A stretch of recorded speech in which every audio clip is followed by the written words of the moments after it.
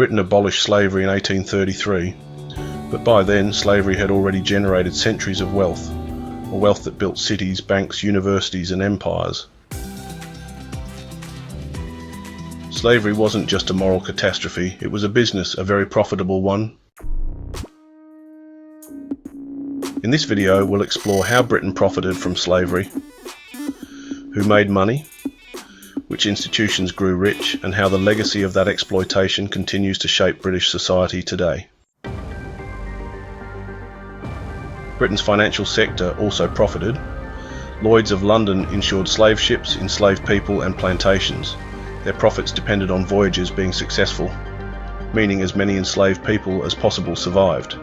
The Bank of England had directors who were slave owners or heavily invested in slave-related industries.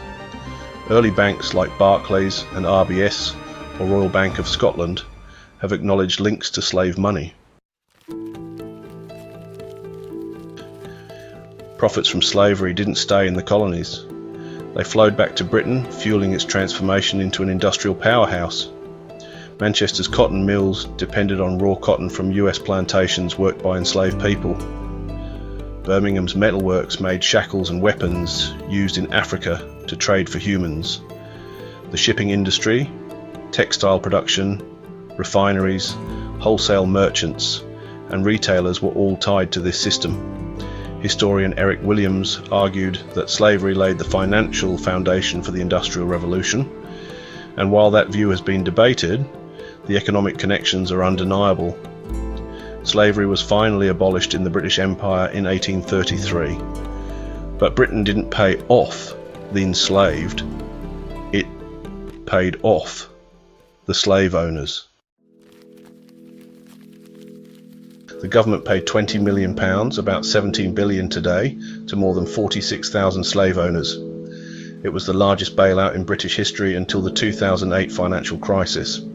Many aristocratic and political families still benefit from that inheritance. British taxpayers helped fund this compensation loan, and astonishingly, it wasn't fully paid off until 2015. Slavery's legacy is not just historical, it is present.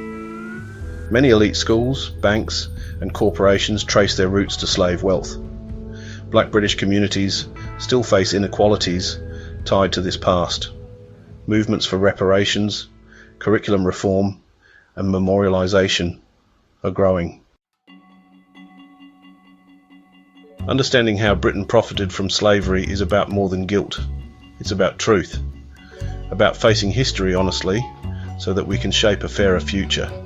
What do you think? Should Britain pay reparations for the suffering that it caused?